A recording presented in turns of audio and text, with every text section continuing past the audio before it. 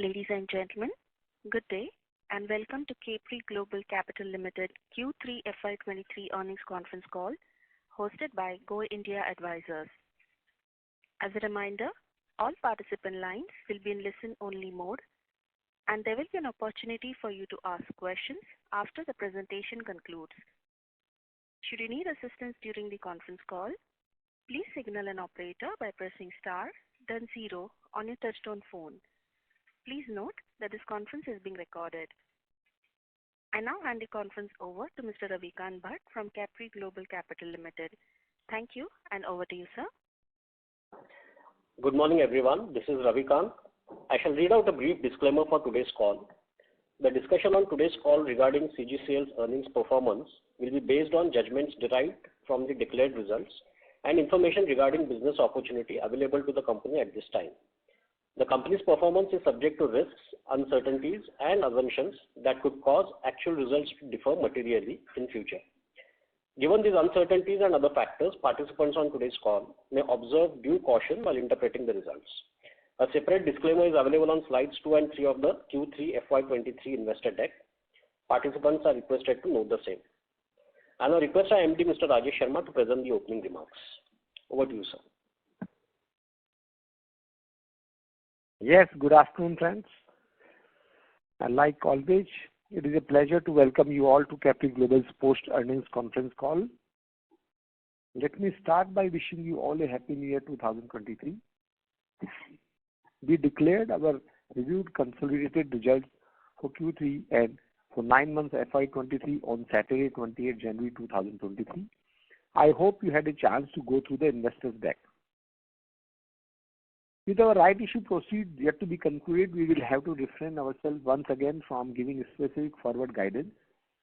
I hope our discussions today around CGC's performance during Q3 and 9 months FY23 will provide you all with the sufficient clarity and cues to understand the directions of company's progress.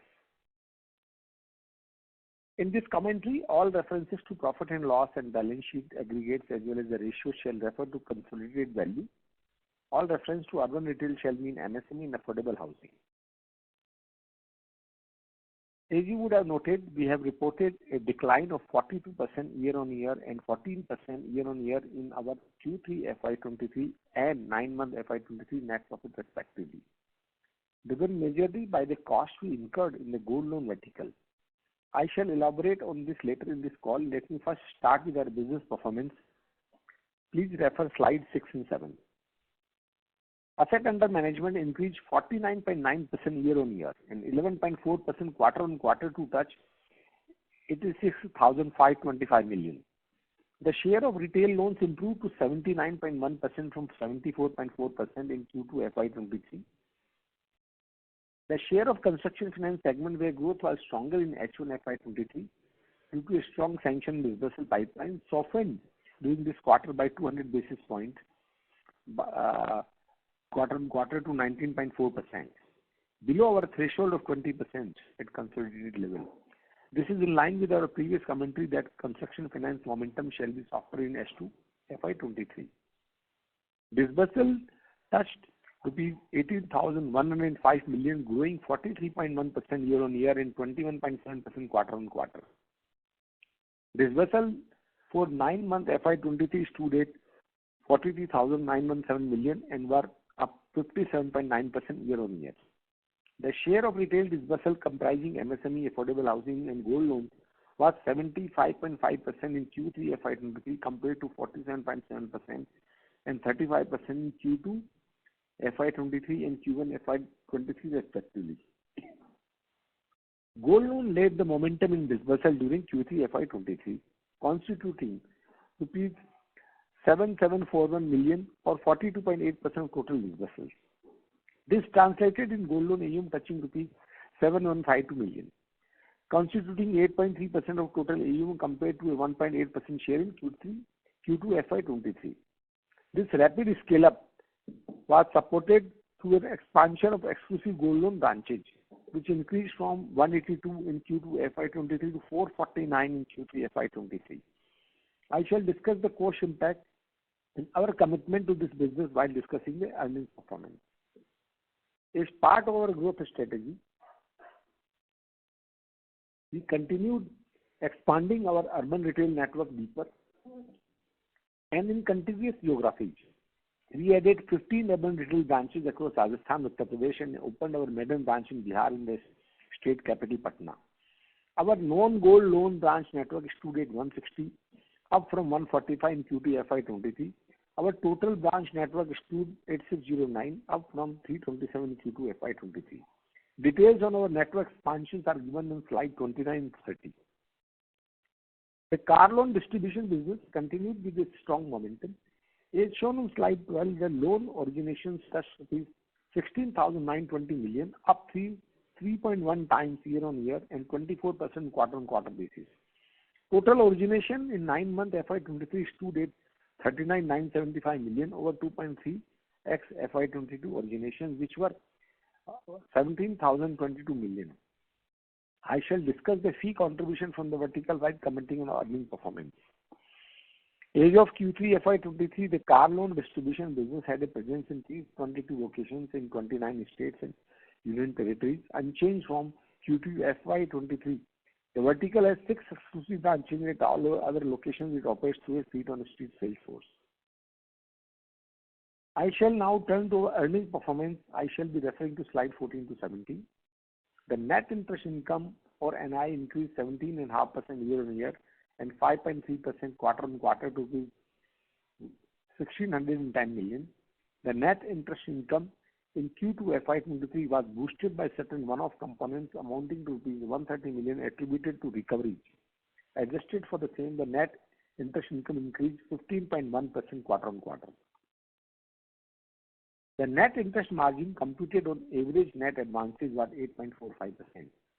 Adjusted for the one-off item in Q2 FY23, the net interest margin was up 34 basis Q-on-Q, while the unadjusted NIM declined 41 basis quarter-on-quarter. The near-term pressure on net interest margin has been higher on account of the lagged repricing of loans compared to borrowing. We expect that net interest margins to stabilize as our incremental loan mix changes in favor of higher yielding loan as well as the repricing of existing loan book. Let me now turn on non-interest income. During Q2 FY23 earning calls, we had offered some historical perspective on CGCL's non-interest income, which has seen its shares in net income rise from an average 14.5% between FY18 to 22 to 26% in H1 FY23. The non-interest income has become an important structural earning driver for CGCL, contributed by two key product lines: the net fee income from car loan distribution business and number two, the income on assigned portfolio under co-lending mechanism. Continuing with this analysis, I am pleased to inform the share of non-interest income to net income improved further and stood at 32.4% and 28.6% respectively in Q3 FY23 and 9-month FY23 respectively. The car loan business contributed rupees 333 million and rupees 800 million in net fee during Q2 FY23 and 9-month FY23 respectively. The income from co-lending portfolio constituted rupees 200 million and rupees 385 million, or 8% and 6% net income in Q3 FY23 or in 9-month FY23 respectively. I would like to mention here that presently we are not targeting any particular mix of spread and non-interest income. Both the non-interest income streams are doing well and have a strong growth runway given the scope of our intermediation and bank partnerships. I shall now turn to the operating expenses. Please refer to slide 16. Since the beginning of this year, we have not given a specific guidance on cost-income ratio. We have generally said our cost ratio shall remain lopsided on account of our aggressive expansion plans. In line with that, the cost-income ratio got pushed up further to 69.5% in Q3 FY23. As highlighted in slide 16, adjusted for the expenses income in gold loan vertical, the cost-income ratio would have been 47% in 9 months FY23.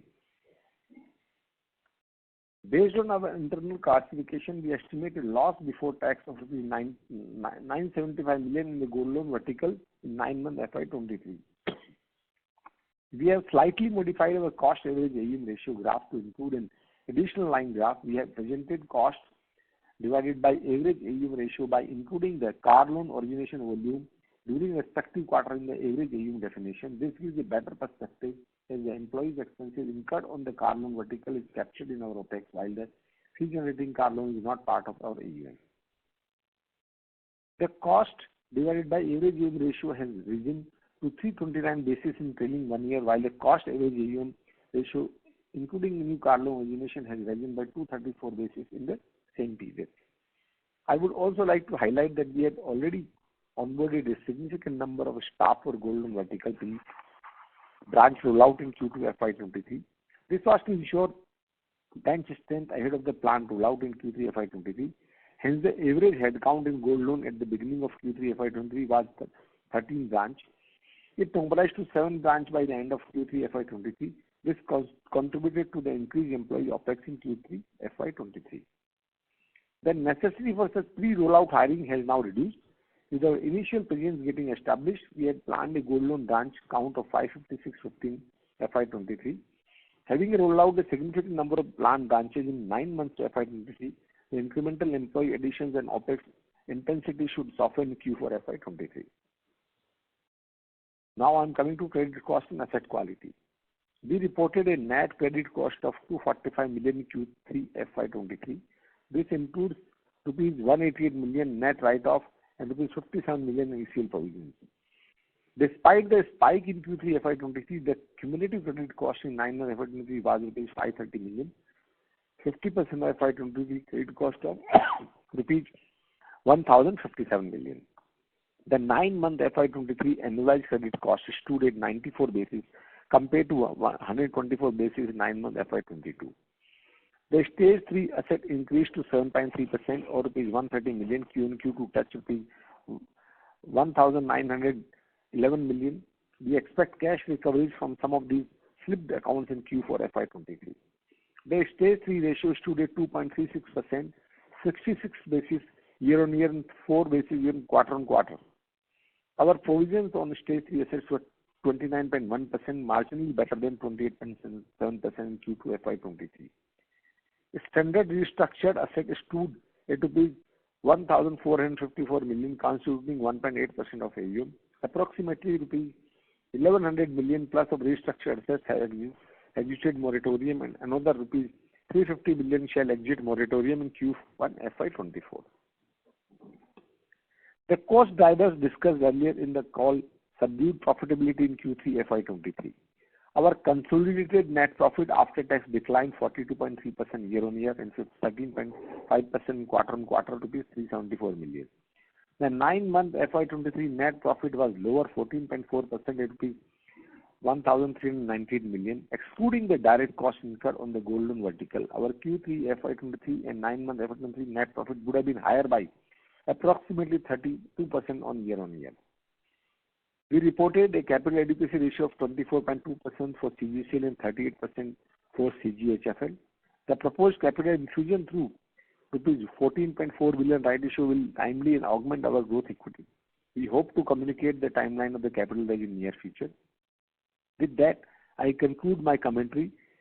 We shall now take questions. Thank you very much. We will now begin the question and answer session. Anyone who wishes to ask a question may press star and 1 on their touchtone telephone. If you wish to remove yourself from the question queue, you may press star and 2. Participants are requested to use handsets while asking a question. Ladies and gentlemen, we will wait for a moment while the question queue assembles.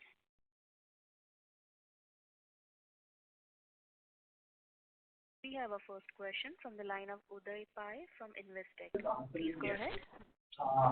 Hello, thank you for the opportunity. I have 2 questions. What would be the gold loan yield on a steady state basis, since it is at 15%, which seems low right now?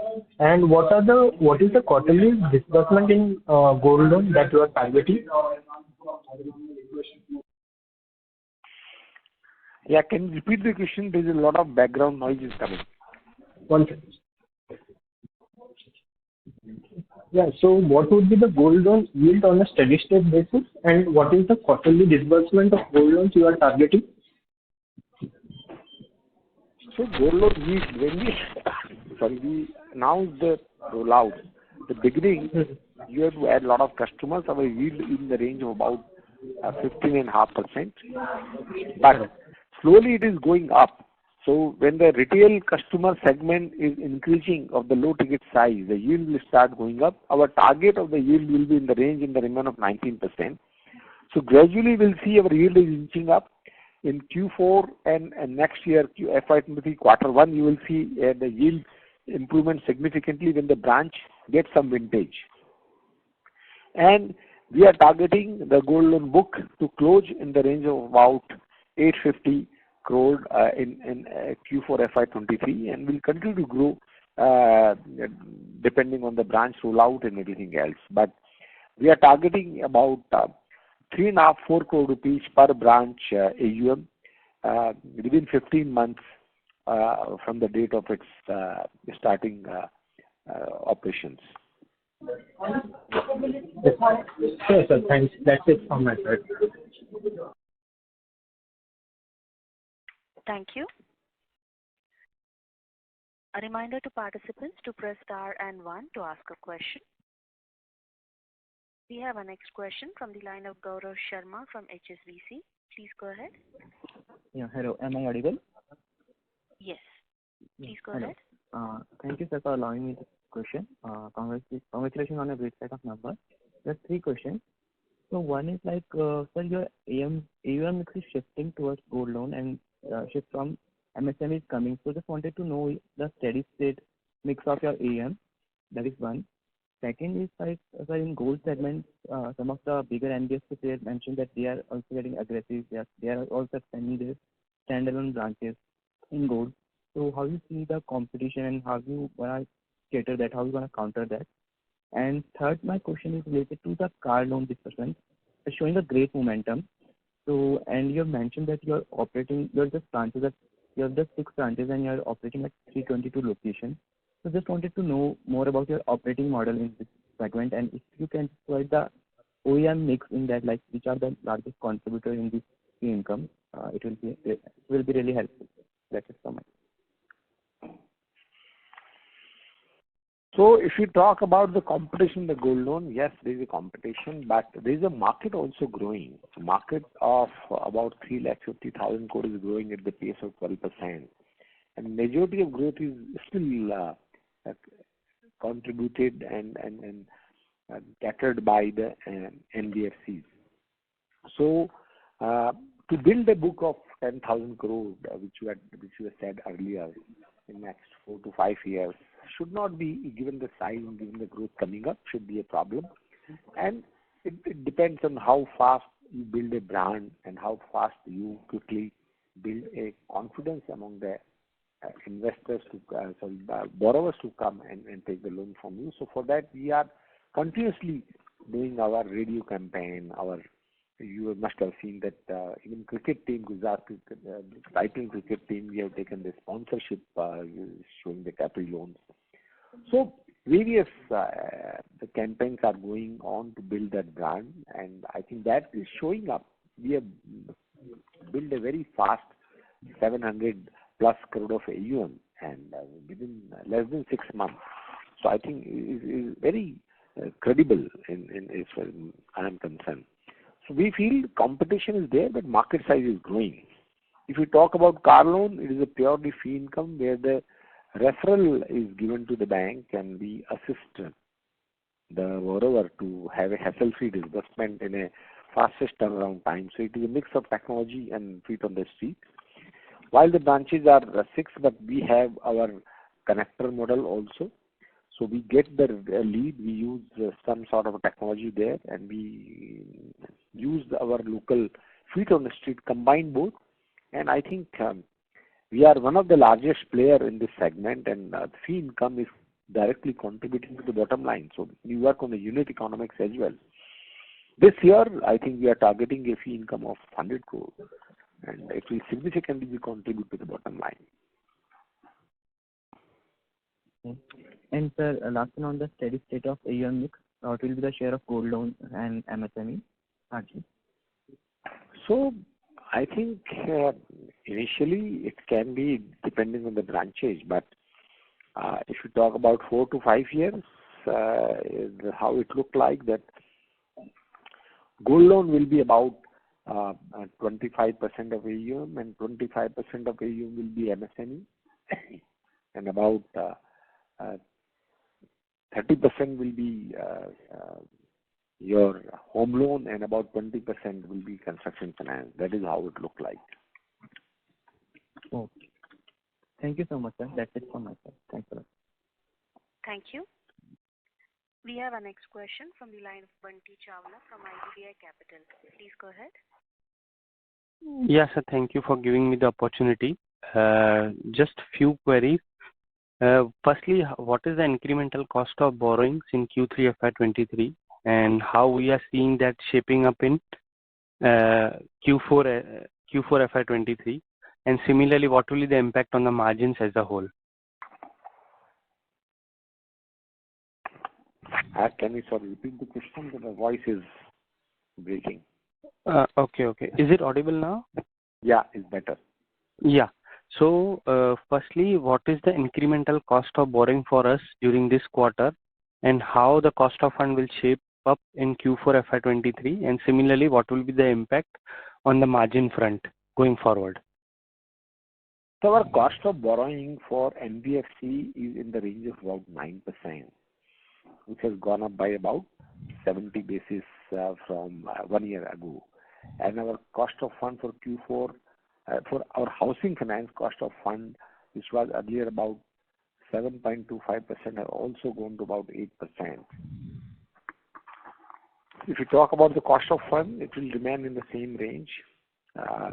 And we are able to pass on to our new borrowing are happening at the increased rate. And all the customer on the floating basis, we already passed on this hike. Only customer we have given the fixed loan for 3 years, we are not able to pass on that rate, because that is how that has been designed. So cost of fund will not be able to put pressure on the bottom line beyond that we are not able to pass on to certain segment of the customer. And I think this is a cycle. When the interest rate goes down, then those segment of customers still continue to pay at higher rate. And when the cycle is going up, still the customer enjoys. So on a longer term, those set of customers do not create much of the problem for the bottom line. But why we will give you fixed? Because it helps to retain the customer for a certain period, because we incur a cost on that. So based on that category of customer, we offer floating and fixed. So cost of fund increase will not put any much pressure. We are already have passed on to the customer, as well as the new loans are booking at the increased rate of interest. Okay, sir. And so similarly, in the liability mix, if you see, the bank borrowing has increased. So are we focused more towards bank borrowing? Is there any specific reason? First of all, the bank gives long-term money, about 7 to 8 year money we can have from the bank. And PSU banks' cost of funds is cheaper to us as compared to private sector banks. So if you see what rate of interest the State Bank can offer, perhaps the mid-size private sector may not offer. So we always see who can give long-term rate loan and who can give a better rate of interest. So these two criteria we go for our borrowing mix. Okay, so that was very helpful, sir. Lastly, just yesterday there was last week Bajaj Finance has shared, similarly as we are going aggressive in gold loan branches, in gold loan focus. So how should one see that in our overall market pie? Is it that increasing, or it's altogether different? They are focusing as we are focusing. How one should see versus Bajaj Finance in terms of gold finance? So I think any sector which is offering a margin, there will be competition. Competition will increase, but we have to drive a comfort from that overall market is also growing. So it is not that the market is stagnant and more players are adding on. So if 3,50,000 crore market is growing 10-12%, I think that is offering good room for the new player to come in as well as the new existing player to grow their book. Okay. Thank you, sir. That was very helpful, sir. Thank you. A reminder to participants to press star and 1 to ask a question. We have a next question from the line of Ashish Kumar from Infinity Alternatives. Please go ahead. Thank you, sir. Sir, a couple of questions on the gold loan business. One is you mentioned that each branch you're targeting 3.5 to 4 crores of AUM. So what kind of an OPEX as a cost to AUM will you be having at that once we achieve that? If you talk about cost, I think every branch will have a cost in the region of about 2.5 to 3 lakhs a month. So we break even every branch at 3.5 crore level on an average basis. Okay, and so basically, for us to be able to hit our numbers in terms of profitability, let's say a 5% NIM, correct? We will need to at least have maybe 5% PPOP. I'm sorry, what I mean is at least 6.5 crores per branch. 6.5. I may not be able to answer that immediately because I have not analyzed it that way. But after 3.5 crore rupees, we start making, and every it starts directly add to the PBT, I would say. So if you build a AUM of 6 crore rupees and assuming those cost parameters, then on a balance 2.5 crore rupees, we should be able to make about 25 lakh rupees of a operating profit. 25 lakh rupees of operating profit per branch, which is roughly 4%. Yeah. And a 3% ROA. So the second question was in relation to the whole competitive scenario in gold loan. You've seen traditional market standalone leaders like Muthoot and Manappuram struggling to grow their AUM. From a timing perspective, given the fact that we are looking at 3.5 crores, maybe in 18 months, 15 to 18 months time, is it a right time to enter into this business? Because everybody, including the banks, have become super hyper competitive in this space. So, do you think it makes sense for the competition to reduce a little bit? Because, like we've seen in the past, every time few people enter in and some people figure out that they can't make money on this business and exit the business. Yeah, the banks get busy with the larger ticket size lending. So purely from a timing perspective, does it make sense for us to wait and rather than go so aggressive in terms of the gold loan branch opening, or do you think? So our belief and analysis says that if you want to enter into gold loan, you have to have a wider branch network. It's a very small ticket size, 80,000, 90,000, 50,000, 1 lakh rupees kind of a loan. So unless you have a size, you cannot make profit out of it. And you should be able to absorb the first 15 months operating losses every branch will throw. Unless the branch reach at a break-even point and start building AUM thereafter, you will not make money. So that kind of capital allocation is required. So in some way, it is an entry barrier for a smaller player to do gold loan. So still, if you see Muthoot and OSD, is the 12 crore rupees per branch. Even though they are able to maintain, they are super profitable in terms because they are in this business since long. So any branch which is reaching at a 7-8 crore rupees above upward, that will start living in the higher profit. And any segment which is offering profit, it is natural to attract more player and more competition.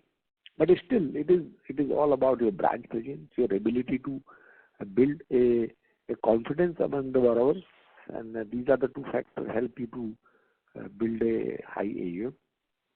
We are quite confident that we have MSME, we have home loan, we have car loan lead referral business, and the gold loan. So there will be some sort of cross-selling will also be possible.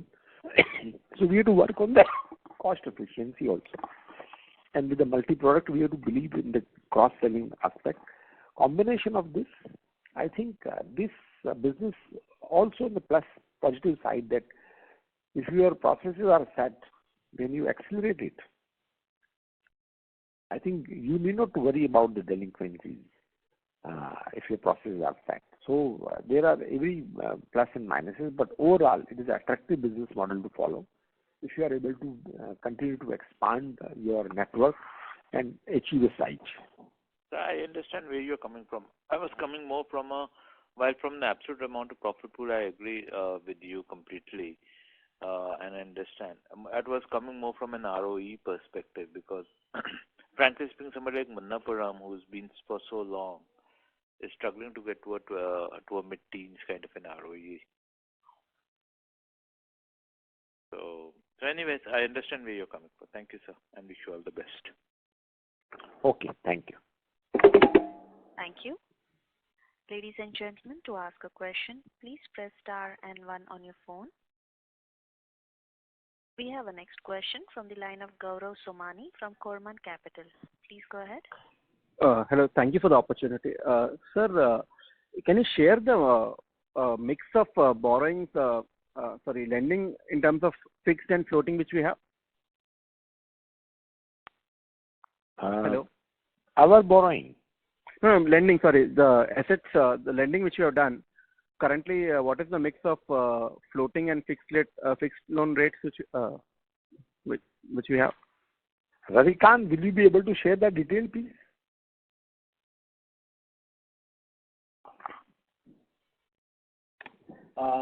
Gaurav, so most of our borrowings are basic. The loans which we are given, basically. If you could just repeat it. So my question is, the loans which we are given, can you share the mix of fixed and floating which we have in the? So gold loans would be entirely fixed. They reset only on at the end of the tenure. As far as the other loans are concerned, housing and MSME particularly, these are resettable. So basically, we give out loans that are fixed for a tenure up to 3 years, and after that they become floating. So typically in a year we would have about I would reckon 25 to 30% of the portfolio at least coming up for eligible for repricing. And construction finance, the resets can happen more often. Okay. Thank you. Sir, my next question is on our cost to income ratio. In the past, you have suggested that the cost to income ratio will hover around 60 to 65%. This quarter, we have touched around 70%. So, any view on once the gold loan business, where do you see this normalizing probably a year or two down the line when the gold loan business stabilizes?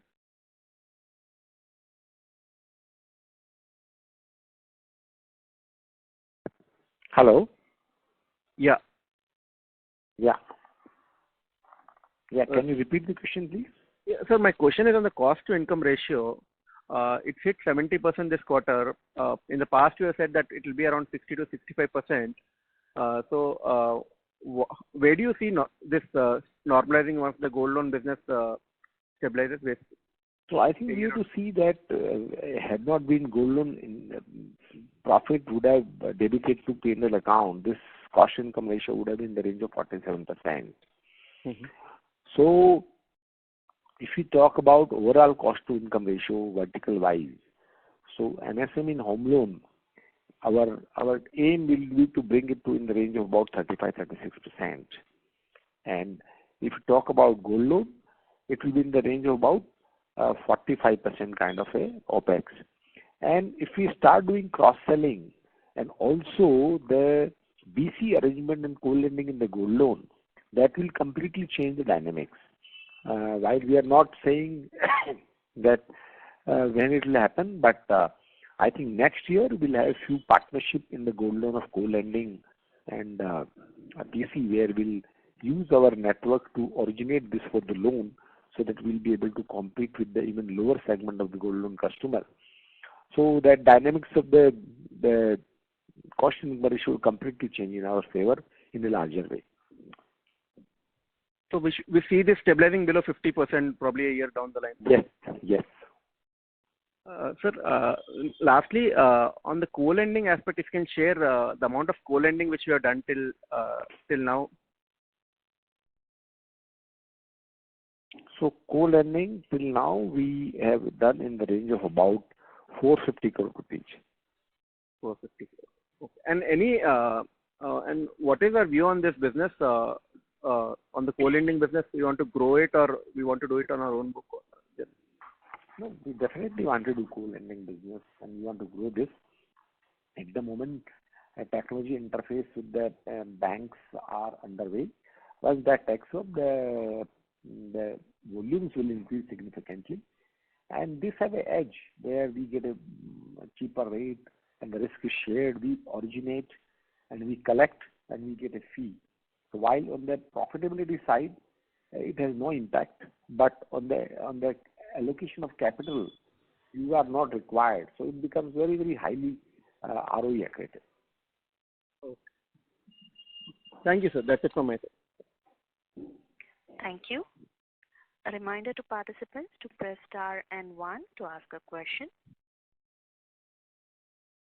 We have a next question from the line of Karthik Kara from Multiple Wealth Management. Please go ahead. Thank you. Am I audible? It is not loud, sir. Can you use the handset, please? Yeah, 1 second. Yeah, hello. Is it better now? Yes, please go ahead. Yeah, thanks for the opportunity. One question on MSME. So, in terms of the percentage mix of the MSME disbursals, it's clear because the gold loan has been quite sharp, the increase in gold loan. That's why the percentage disbursals share has reduced. But even the absolute amounts for last 2-3 quarters has been lower compared to previous periods, the MSME disbursals. So can you throw some light on that? What is our thought process? Are we deliberately going slower or what's the scene out there? So there is no thought process to slow down the MSME disbursal. If you see our disbursal has not slowed down, the other verticals have also picked up. So you might be seeing that our disbursal overall MSME have come down, but that has come down because the gold loan has also come up. But if you see our branch network is increasing, if the branch network is increasing, the disbursal in absolute terms is increasing only. So it is all-time high disbursals are happening in all the segments. No, I'm looking at slide 7. So if I take say Q3 and Q4 of last year, the MSME disbursal was 3,600 crores, 4,200 crores. Versus that, this year for the 3 quarters, it has been 1,800, 3,100 and 2,800 crores. So that is where I was coming from. Ravikant, will you check that? Because Yes, sir. So what has happened is basically, we have combined teams for both MSME as well as housing. There is a certain stiffness as far as MSME is concerned, both on the pricing as well as the overall growth. This is more of a momentary thing, and therefore we had focused a slightly more side. So quarterly, there could be some dissonance as far as the growth is concerned. But as Mr. Sharma said earlier, both MSME, all the 3 MSME, affordable housing as well as gold loans would be key retail growth drivers for us. So don't read too much into what has happened during second quarter. And overall, again, if you see how the MSME portfolio has performed, it's up 30% YOY. And you have to look at it both on book plus the assigned portfolio, where the assignment has been slightly higher during during the third quarter. So growth is happening. It's just that it shifted a bit to some other segments, but it could return once again going ahead. So we will be focused on all the 3 products as far as the growth outlook is concerned. Okay, fine. And another question on the housing loan segment. So how is the ticket size been moving for us in this segment? Can you throw some light on that?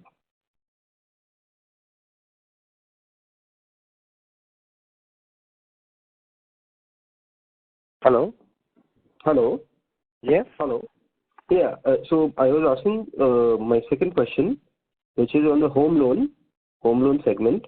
How has the average ticket size been moving in this segment for us? Yeah, average ticket size range of about 12 to 13 lakh rupees. And if the housing prices are growing, it might at the most can reach about 16, 17 lakh rupees. It is not going to significantly change since we are in the affordable housing segment. Right. All right. Yeah, those are my questions. Thank you so much. Thank you. We have our next question from the line of Praveen Moore from ICICI Securities. Please go ahead. Yeah, thank you for taking my question. So just a continuation of earlier question that how we are seeing the incremental demand in MSME segment. I mean, any specific segment or geography we are seeing the strong demand. And sorry if I missed this. What is the quarterly disbursement rate we are targeting? So if we talk about the demand is depending on our branch network. So suppose we have more branches in Madhya Pradesh, then we see the stronger disbursal happening in Madhya Pradesh because our branch network is more. But our rest of Maharashtra branch is lesser, so we will see lesser disbursement. So it is sometimes a function of our presence also. And if we talk about our disbursal, I think always MSME we have seen the disbursal of in Q3 about 286 crore and construction finance 278 crore rupees. So if we see this disbursal in last quarter of year happen highest, so it increases quarter on quarter. First quarter of the year is always lower and the last quarter is always highest. In that sequence, disbursements happen because there are always loan demand and it is a push product, so it happens there, and it happens across all NBFC in banking system. So I think we should be growing our MSME portfolio in the range of about 25% plus this year as well. Okay, thank you, sir. Thank you. Participants may please press star and 1 to ask a question.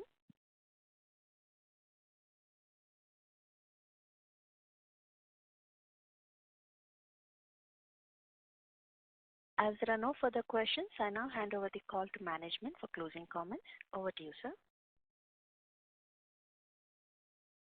Yeah, thank you. So, as we said, we have always stick to our core philosophy to build a customer base whom banks are not catering. So we do MSME where customers do not have income proof. We do affordable housing in the same sequence and thought process. We added the gold loan. And for the fee income, we are doing very well in the car loan distribution. I believe that next 2 years, once our gold loan expansion takes place and every branch started delivering contribution, and at the same time our MSME and affordable housing portfolio will also grow.